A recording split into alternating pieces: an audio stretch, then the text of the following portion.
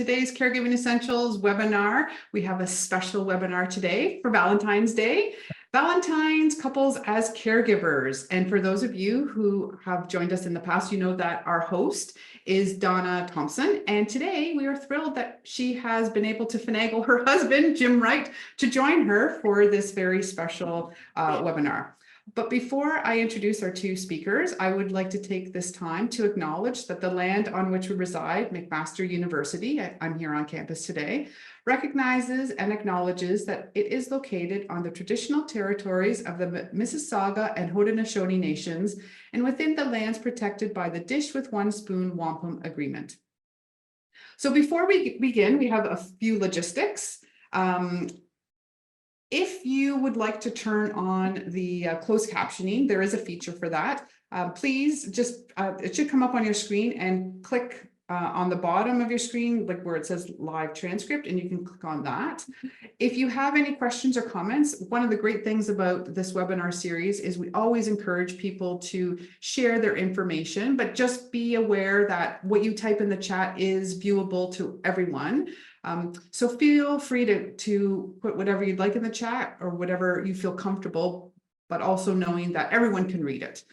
And if you have any questions for Donna and Jim, feel free to put that in the Q&A section, but you can also put your questions in the comment section too.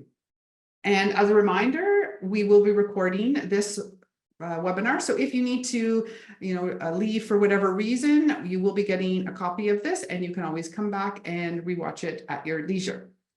So I'd like to introduce Donna Thomson. Donna is a caregiver, author, and educator. She is the author of 2 best-selling books on caregiving, including The Unexpected Journey of Caring. Donna also facilitates the free online course for caregivers, Caregiving Essentials, and is a co-designer and co-instructor of the Family Engagement and Research course, all of which are here at McMaster University. And Jim Wright, her husband, is a retired diplomat who consults, writes, and speaks on matters relating to international affairs. He is a foreign and international security policy expert with 36 years of within a 36-year diplomatic career. He has undertaken overseas assignment in Moscow, Washington, D.C., and twice in London, UK, not London, Ontario, the second time serving for 5 years as Canada's High Commissioner to the United Kingdom. He is the father to 2 children, one of whom has cerebral palsy, and he also cared for his mother and mother-in-law. Thank you, Jim, for joining us, putting you in the hot seat. And Donna, over to the two of you. Thank you. Oh, thanks, Christine. And we want to wish everybody a happy Valentine's Day today. I just want to show flowers. I got flowers and a card. It's been really interesting getting ready for today because it's offered us personally, an opportunity to reflect on all of the care that we've given in our family, who did what, how did this happen that we divided roles and responsibilities the way we did. And, I just don't think that people who often talk about caregiving or write about it, we don't tend to recognize caring as couples. And part of that, I think, is because we often feel very alone in the role. And this can either, I think the whole thing can either strengthen a marriage over time, or it can really wreck marriages. And we wanted to have an opportunity to talk about our own lives of caring in our family, but also in a way that enables you to reflect too on, the caring that happens in couples in your family, whether you have a partner or not, or ever did, or you've witnessed couples giving care, you're caring for your parents maybe who are caring for each other. There are so many examples, I think, in all of our lives of watching and learning about how to do this job of caregiving together as a couple. So that's the purpose of our conversation today. And I encourage you, if you have any thoughts or experiences, to put them in the chat. And yes, Sherry, thank you. We wish everybody happy Valentine's Day today. And so, Jim, I wanted to ask you first about like any caregiving that you had the experience of before we were thrown into the deep end when we had our Nicholas. He was born with cerebral palsy and born with very high needs. And we'll talk about what that felt like as a couple in a minute. But before caregiving, I helped to look after my dad, who had 3 strokes, before he died.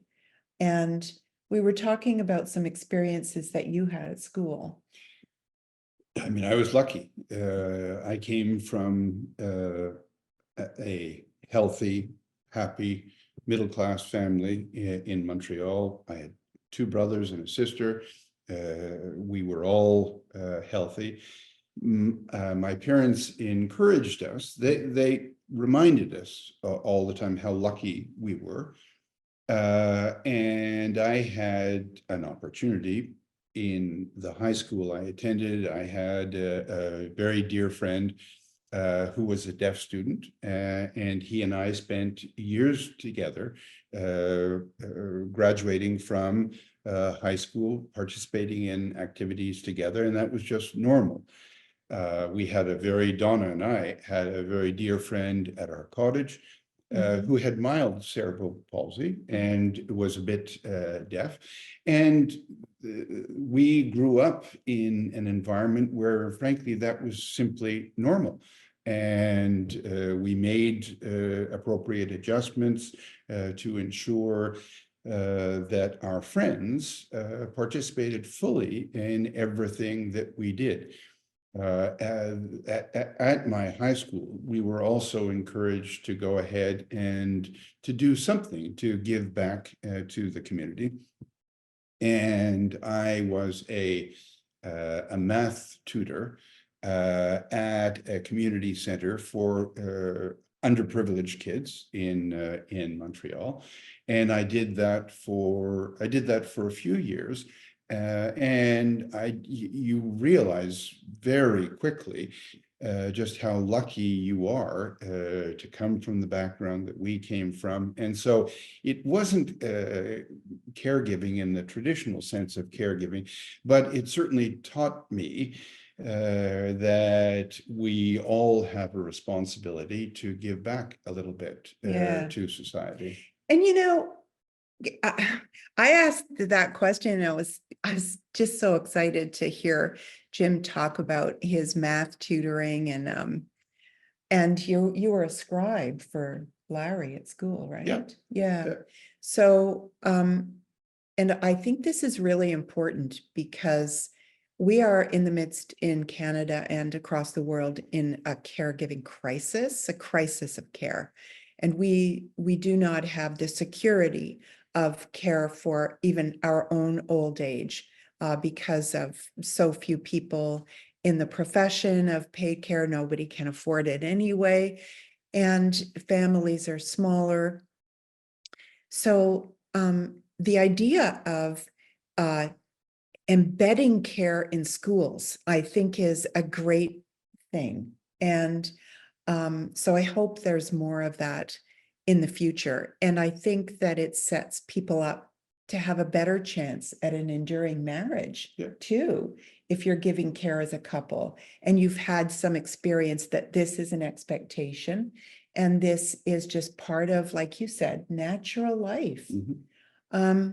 So then in 1988, we welcomed our Nicholas, and he is a wonderful young man of 35. And people who regularly visit us here at the Caregiving Essentials Webinar Series will know that he has very high needs. He has one-to-one 24-hour nursing care, awake care, overnight. And but he's doing really well nevertheless, in spite of all of his physical challenges. But I want to talk about at the beginning. And, you were reflecting as we were talking about this the other day, just how it was at the beginning. Well, I mean, first of all, our first child, and so that was a new beginning for us. Were we ready to have children? Not really. No. We talked about it, but we Yeah. weren't really ready. And then to find out that our son had very special needs. Mhm. That was like frankly, a sledgehammer to the gut. I struggled for a long time to try to understand what was it that we needed to do to make our son happy and healthy. And in spite of all of our efforts, it didn't work. That Nicholas just had so many problems, and it was operation after operation. And to try to figure out what was my role in this. I mean, in a way, Donna and I talked about this.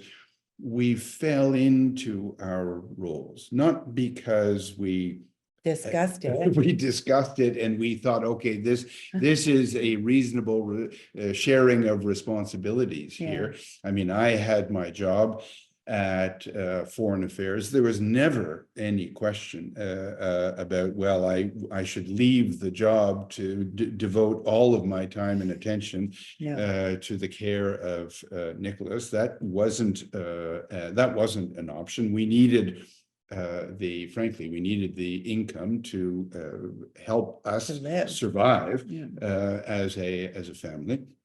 So we fell into natural roles, and we struggled. We made mistakes, and as I mentioned in our discussion before the formal interview started, we were lucky in a way because it strengthened our relationship, my relationship with Donna, and Donna did most of the care for Nicholas, and I was there to backstop when the situation got terrible and Donna was exhausted. But we fell into roles, not because we had serious discussions amongst ourselves or with social workers. I mean, the system helped us out to a certain extent, but we very quickly came to the realization that the only way we were going to survive as a family was if we were very strong parent advocates. And so we learned the hard way how the system works and doesn't work. And then we just went about our task to go ahead and ensure that we got the care that we needed in our home to help out Nicholas and Donna, and the care that we needed when Nick was hospitalized. And I think most people feel like we did, that you don't have a choice. It's not I think, as they say, it's love and necessity that provokes us to go full steam ahead in a caregiver role. It's nothing that anyone would ever choose. We would never choose illness, aging, or disability for anyone we love. So when something happens like this that causes someone to need care, I think there are losses, and especially losses of personal choice for everybody who cares for and about that person. And so for sure, if it's sudden onset caregiving, like it was for my dad when he had a stroke, or with the birth of Nicholas, you've gone from not, just like being an independent person in the world, not responsible for the very life of another person and then one day, boom, it all changes. And that's, I think, as far as our marriage goes and our relationship, it was difficult to navigate and to really feel like a couple in this sometimes, because you were working so hard at work, feeling maybe, I don't know, but I'm guessing maybe even more desperate to make sure that you do well at work, because God knows what might happen if you didn't. And I was like pedaling a million miles an hour to keep the kids alive. And sometimes that felt like I was succeeding, and sometimes it felt like I was failing. And to be honest, it made both of us reflect carefully on, okay, I'm a diplomat, a member of the Foreign Service. We're going to spend our career overseas, living in all of these wonderful places. And then all of a sudden, we came to the realization we're going to have to approach my career a little bit differently, given our family circumstances. And actually, it worked out fine. I spent less time overseas than I would have normally, more time at headquarters.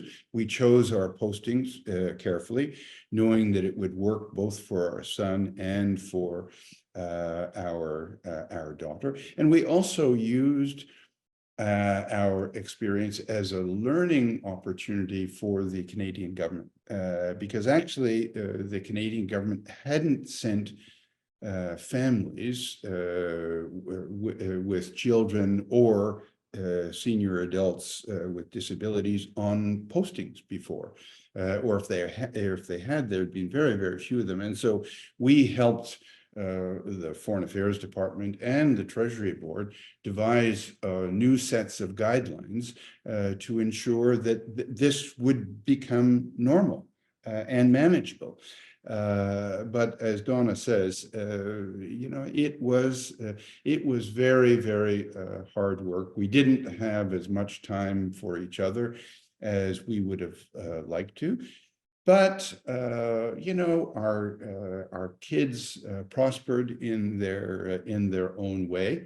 It was a challenge for our daughter. Yeah. Because Natalie was what is she, 3 years younger? Yes. And even though we devoted the same amount of time to both our son and our daughter, We tried to. which we really tried to, and all of the activities we did as families, whether it was snow skiing in the winter with both kids, or water skiing, swimming in the summertime, we did everything as a family. But our daughter couldn't help feel as though, because there was a lot of crisis management when our son was unwell and hospitalized, and kids at that age, they just turn around and say, well, you're spending more time with Nicholas than with me. And so that was a challenge. But Natalie and Alex have Natalie and Nicholas have grown up, and they are better friends and brother and sister now than before. But it was a learning experience for them and for us to try to keep things on an even keel and to make sure that they prospered as they deserve to. This makes me think about support, that because everybody in the family is implicated, and we're talking today about couples caregiving together. and whatever that may look like for different families. But it is important, I think, like Jim said, to remember that everybody is implicated. And so if you're parenting and caregiving, there's so much stress on the relationship. And I know I've had the conversation with the co-author of our book, The Unexpected Journey of Caring, Zachary Wright. And he was saying that he calls it the new migration, where because of aging parents, one parent, usually it's a daughter, leaves the family home and this, the marriage or the partnership, leaves thinking it's going to be temporary, and goes to live with a person, an aging parent who is in crisis, maybe has had a fall, a fracture, something like that. And then it ends up being years, and the family is without one of the partners. This is really common, especially in the States, but it may be common in Canada too. And it may be it may be in our future, which I hope it's not. And I think that some of the tools and resources that we have to keep families together and to keep caregivers strong also can serve to keep marriages strong. And one of those would have been if you at work had had a caregiver support program or any recognition that you're trying to balance work and care. No. The prospect of that happening in my time as a young diplomat at Foreign Affairs, I mean, forget it. Essentially, you were judged by what you could produce on the job. And how clever you were, how hard you worked, how many extra hours you put in. That was the work ethic then, I'm afraid to say. And there were some people who were aware of our personal circumstances. Did they take it into account as they judged me in terms of my career advancement in the department? Absolutely not. It was irrelevant, and I had to earn every step in my career. The danger would be they would perceive caregiving as a weakness at work, and you risk promotion, but you also even risk losing your job if you take too much time off. I suspect that work ethic, I know it's changed quite a bit since then. And my suspicion is there probably are support systems in place for people in the public service or in the foreign service, better than was the case when we had a young family. Well, it would have helped, I think. All help helps. But I'm delighted to say that at McMaster Continuing Education, we are almost ready to launch a new course for employers in how best to help working caregivers. And that is bound to help not only the carer employees or caregiver workers, but also their marriages too, and everybody in the family. So I just want to also, talk about how we worked. What made us stronger? How did caregiving affect us to be a strong couple? And what were the levers that made us weak sometimes as a couple? Well, we did have help. That helped. From our families. And so both our mothers, our fathers had passed away way too young. And in the case of my father, very suddenly, unexpectedly. In the case of your father, it was more difficult. It was over what, three years.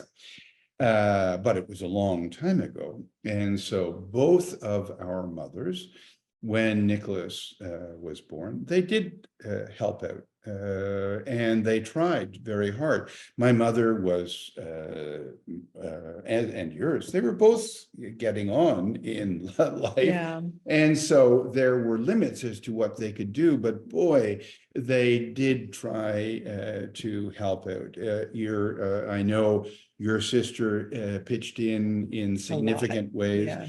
I have a brother and sister who from time to time were also living in Ottawa when we were there. They helped out. That made a great deal of difference. And I would say there was where we lived, there was a sense of community. And we drew on that sense of community in terms of we're not great churchgoers, but back then We were. And the church was a tremendous source of support, not just the ministers who were there, but frankly, the congregation. There were people who we've made lifelong friends, and some of those friends were there, and the ministers were there to go ahead and pitch in, especially when things got difficult. We lived very close to the Dovercourt Community Centre in Westboro in Ottawa. And we didn't know the community center at all, but we got to know it. And there were programs that were there that worked for both Nicholas and Natalie. Yeah. And they developed, and we developed lifelong friends there. And so that helped us along the way. And I'm not sure we were ever good at asking for help. I would say that, for those who saw that we were struggling a little bit, some stepped up and said, we're coming, and we're not expecting you to ask, but we're simply coming and we're helping out. And we were blessed by those individuals. In retrospect, if we had to do it again, I think we would have been much more proactive in terms of asking for help. Yeah. One of the things that I've said this in The Unexpected Journey of Caring too, is that if you could think of 3 things that you would like other people to do, and because that's not always a straightforward question. You don't want somebody bathing your mother, or you don't want somebody even giving medication, maybe. These are things that you want to do yourself. But maybe walking the dog, or maybe doing the grocery shopping, or other things that you say, oh, if somebody could do that, that would be such a gift. And I think, reflecting myself, why was I so bad at asking for help? I think it was because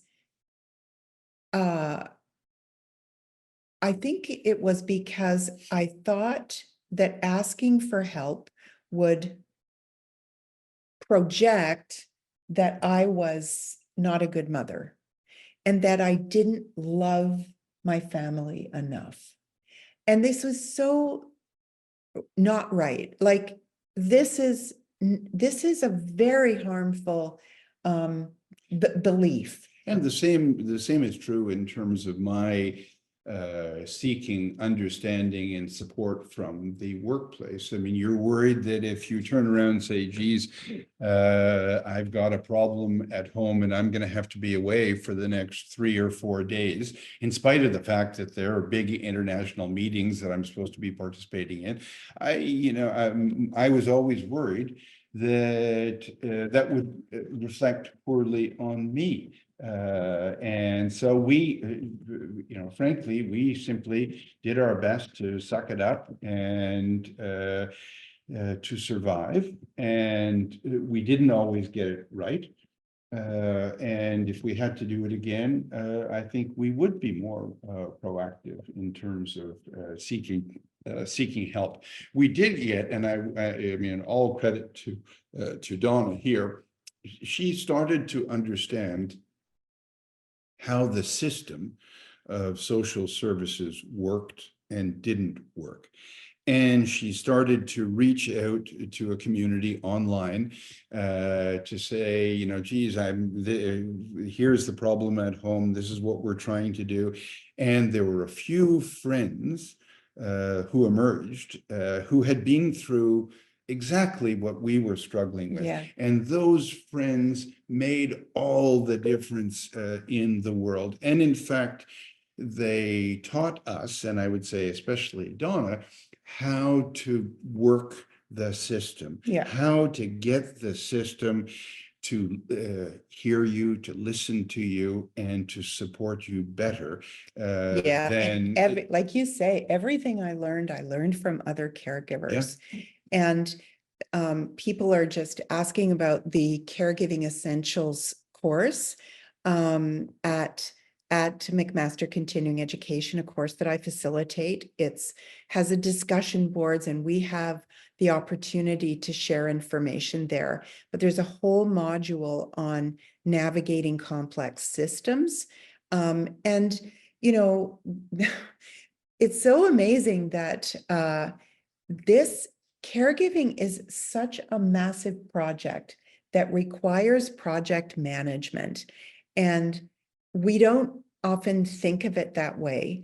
But in terms of a marriage, you know, I think one of I think you need to be very explicit with each other and not assume about the things that you are going to do, that I'm going to do, that I'm going to like the things that I do in this role. I think we just need to be explicit and intentional about planning what the next 2 weeks is going to look like which for we us. just to We did not do. we reassure everybody, we didn't do any of this. Terrible at this. We didn't do any of this, but we should have. Yeah, we should have. It would have been much better. And I mean, I guess we learned the hard way that when you're dealing with social services, big bureaucracies, that if you make it easy for them to say no, they will say no. Oh, yeah. And so what you learn very quickly is, okay, how do we go ahead and communicate in ways where they will be forced to go ahead and engage with us. They will be forced to go ahead and give us advice and counsel, and one hopes support. But it's sadly, it's simply not a given. And my suspicion is that's true today as well. Yeah, and the squeeze is on, like we said.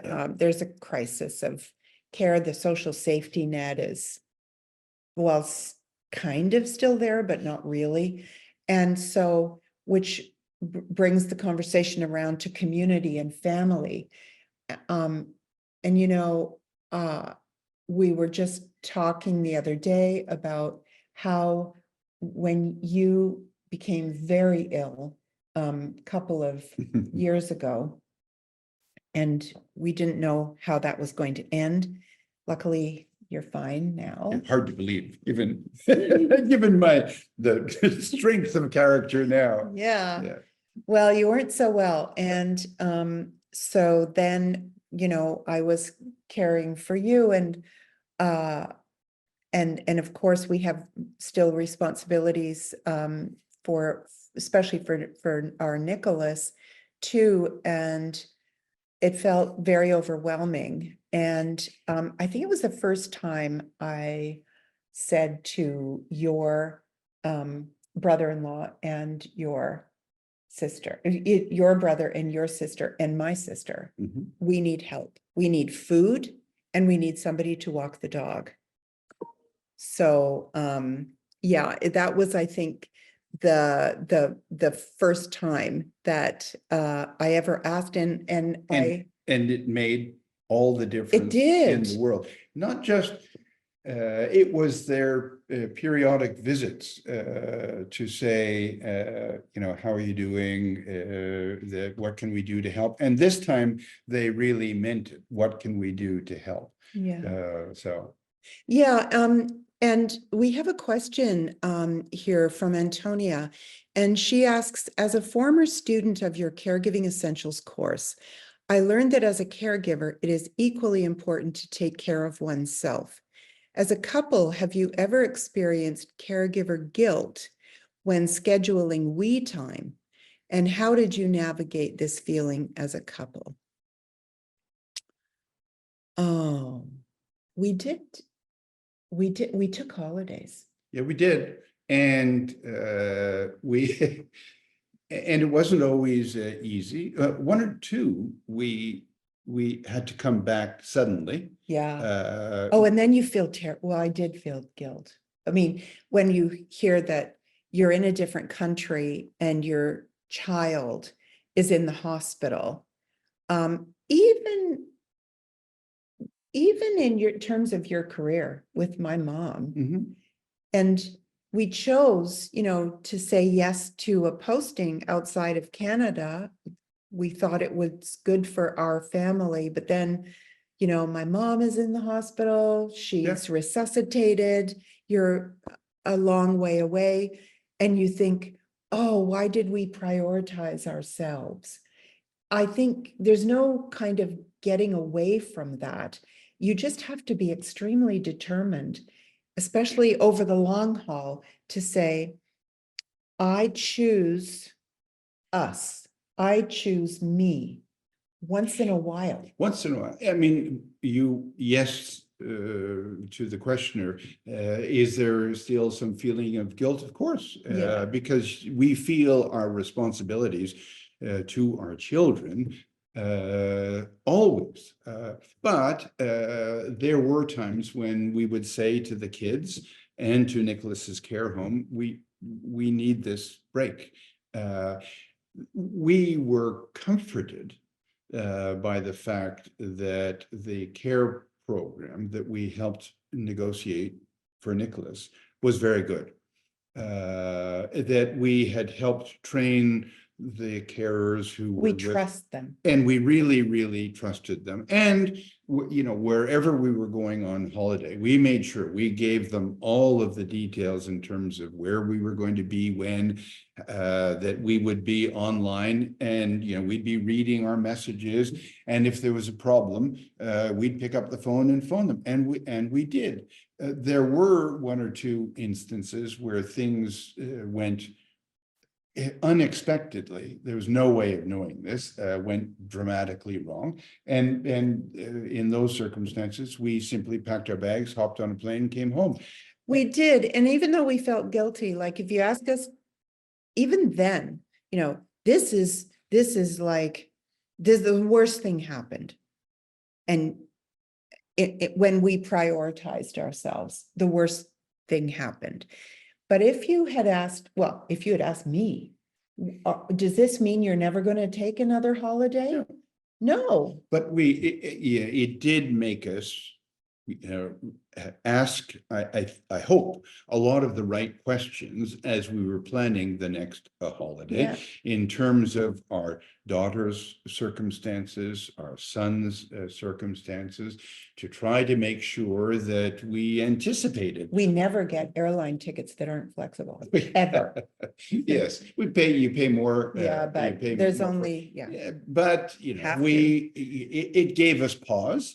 But I don't think we felt as though what we did was wrong. And in the case of our son, Nicholas, they were absolutely understanding, and nobody turned around and said, well, you were wrong to go away. Quite the contrary. They said, we can manage this. We're okay to deal with this. We felt as though, because it involved a hospitalization, we just said, no, we would feel much better. And thank you for letting us know. We didn't even think about it 1 second. We got all the details. I think actually we even spoke with the emergency doctor and got some guidance, and we just said, we're on the next plane. Period.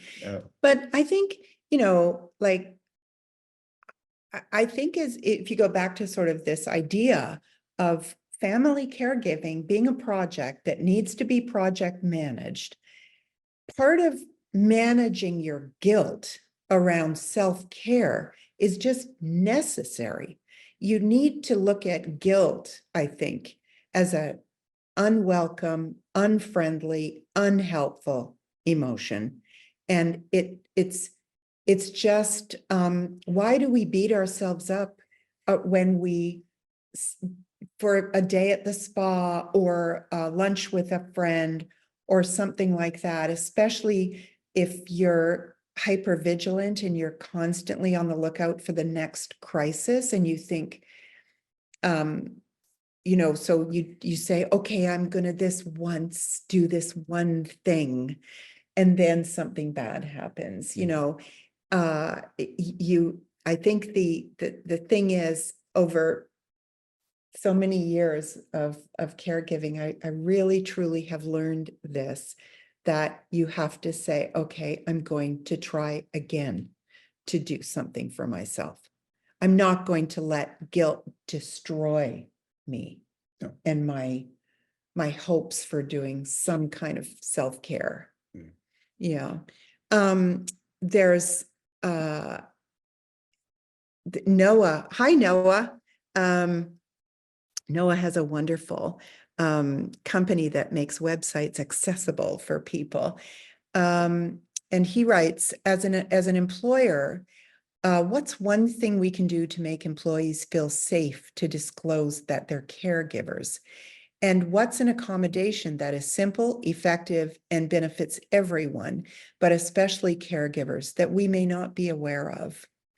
Well, you know, interesting you should ask that, Noah, because this course that I mentioned for caregiver-friendly workplaces is full of golden nuggets that answer these questions.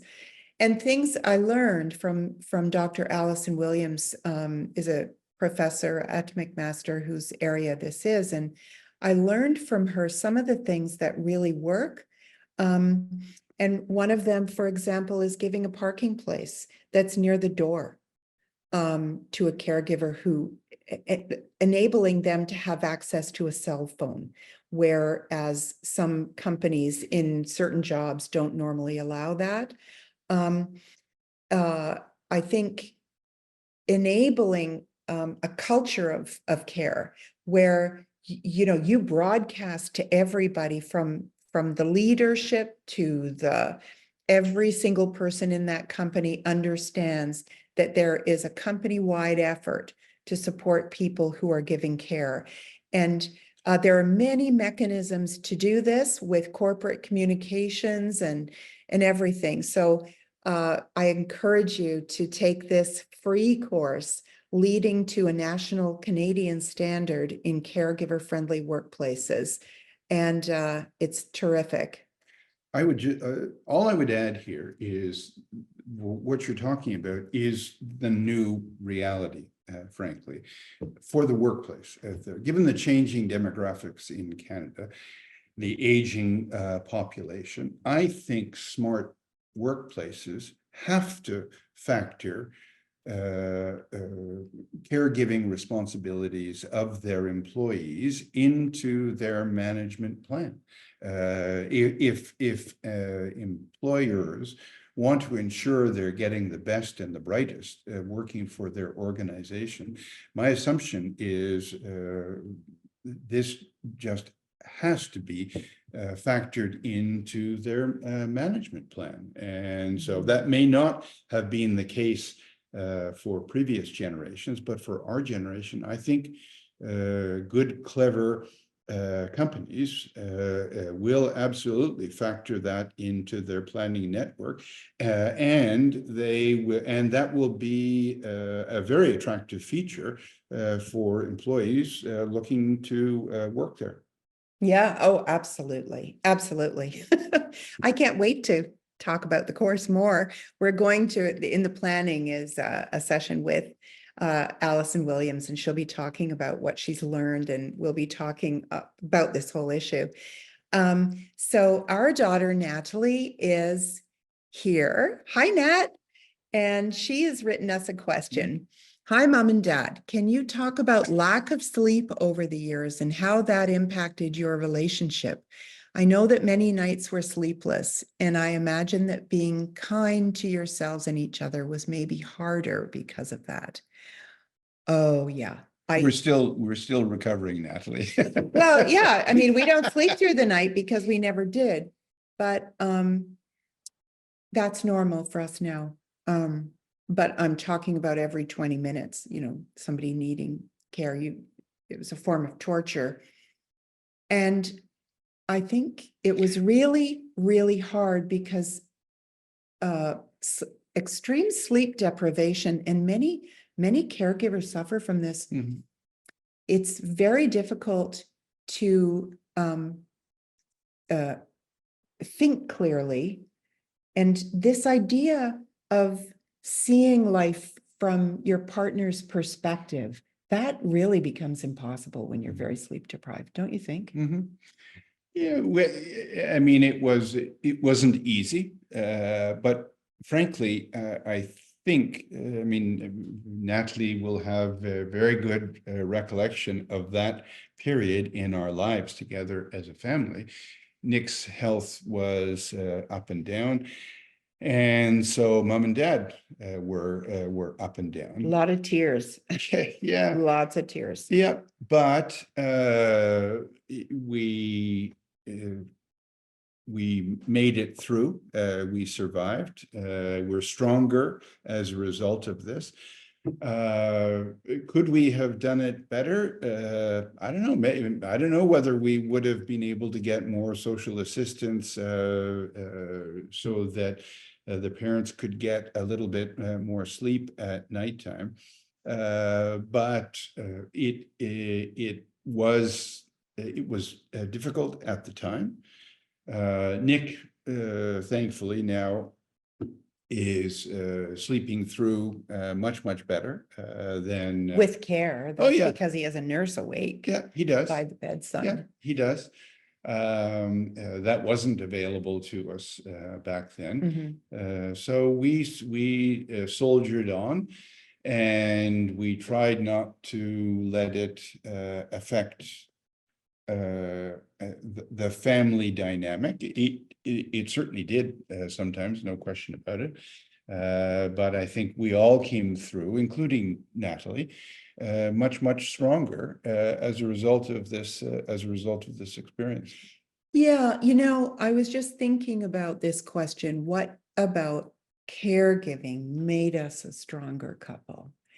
I think, so you think about the things that nearly tore us apart, lack of sleep was one of them.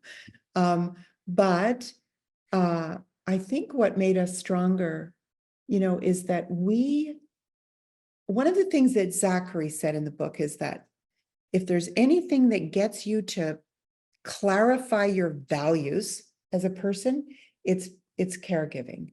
You get really clear on what matters most.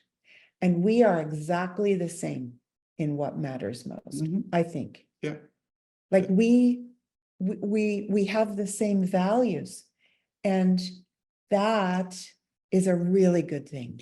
Well, it helps us as we get older and as we support our daughter, who very recently got married, and we had a fantastic family celebration, bringing everybody together. I mean, it was just, it was so post-pandemic, it was the first time we'd been able to get together with friends and family. Nicholas joined us as well.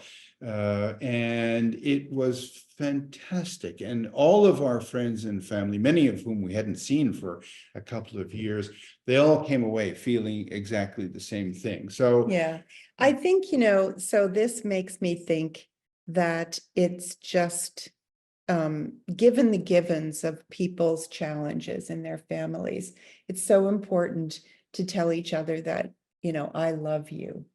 And we did that like times however many people were there at the wedding. Yeah. I love you. And that in itself is so much food for the soul to keep going. And I also think, just to thank each other for what each other is doing too, it means a lot. Somebody noticing, your partner noticing what you're doing and saying, you did a great job. And sometimes that kind of might feel artificial, but given what people are dealing with, I think we have to do the best we can to notice and thank and feel gratitude and say, I love you. And being grateful. Yeah. Especially when you are in need of help, and then all of a sudden, whether it's family or friends, they step in. It's number one, being able to actually articulate that, and just to say, I'm struggling a little bit. Can you give me a hand? And then when they do, to be able to really sincerely turn around and say that made a huge amount of difference to us.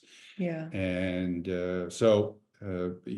Gratitude, thanks, they go a long way. Yeah. And I guess, I'm looking at the time. I know we've only got a few minutes left, but the one thing that I want to touch on as well is that marriages in caregiving don't stay the same over years.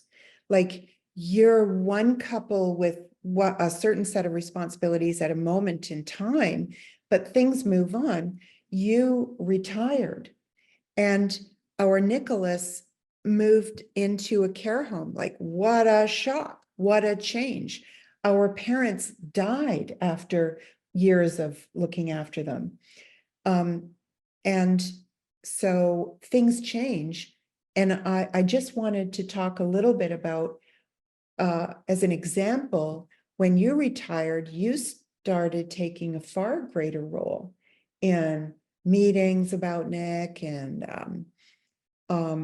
just everything about his care and his life, where and I have to say, at first I was kind of like, this isn't supposed to be a democracy. I'm in charge of all of this. But that took an adjustment on my part to say, wow, now we can actually do this as a couple, and it's great. But I think it took a little bit of sort of rearranging my expectations. And well, I think also for our kids, for Natalie, who is finishing up her doctorate in the United States. She had one role with her dad when her dad was working, and now all of a sudden, it's different. It's going to keep changing, because one day we will need care. We don't know what role our kids are going to have in that. No, but we do our best to speak openly and directly with our daughter and with our son, and with our son's carers, in terms because he cares for us too.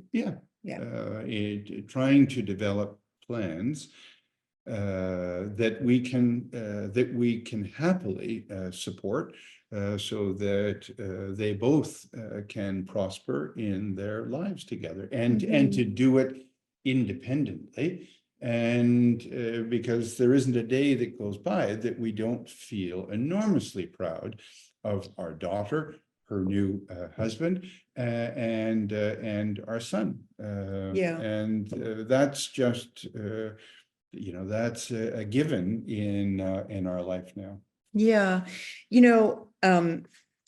We did receive some questions from listeners, and we always do, and we welcome your questions. And I'm going to also just answer these in writing as well, because we won't be able to get to many of them today, and some of them are quite specific and personal. I know the answer to the first one. There was one question though that we loved, which is actually the best question. It's the best question. How do I get a good man? And the answer, of course, it's very easy if the man that you marry is called Mr. Wright. I married Mr. Wright. There's a simple answer to a very complicated question. It's actually a really, really good question. It's subject of a whole other webinar, honestly. But thank you, everybody. This has been a wonderful gift to us both, and an opportunity, I hope, for you all to reflect on your partnerships and your closest relationships in your lives as you give care. Thank you so much, everyone, for joining us today. It was really fun. Thank you. Thank you. Thanks, Donna and Jim. Well, as everyone can see, the comments are just blowing up with how inspirational your story is, and thank you so much for for sharing some intimate parts of your lives for other people, sort of to gain perspective and understanding, and hopefully some new skills and tools that they can add if they are caregiving as a couple. So lots of chat about the, you mentioned the new course, and we are working on some webinars to sort of help promote that and to talk about sort of this greater issue in Canadian society about our aging population and how this is going to fall. The caregiving workload is going to fall on probably people like myself, like people in their 30s, 40s, not that I'm in my 30s, people who are in their 40s and I wish 40s and 50s, as we're taking care of our aging parents. And yes, employers need to be aware that if you want to maintain your employees, you're going to have to do something to help them, to support them. So looking forward to our discussions in the future about that. And just a reminder, everyone, we'll put up a link for our March webinar. Donna did mention that she is going to be speaking with her co-author, Dr. Zachary Wright, Shifting Caregiver Identities. We're going to be giving away some of Dr. Wright and Donna's books. So feel free to register for that. And if you can't attend, but you still are interested in the content, we always encourage you to register, because we do send out a link with a recording. So if you don't register, then you don't get the link. But if you register, even if you can't make it, you'll still get the link, so that you can watch it at the convenience, whenever it's convenient for you. So with that, I will bid you both a thanks for attending, to all of those people who have joined us. And I think there were a few people who have joined us from outside Canada. So thank you for making the time for joining us today.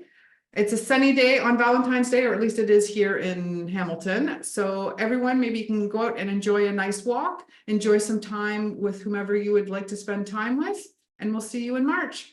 Take care, everyone. Thank you. Thank you, everyone. Bye-bye. Bye.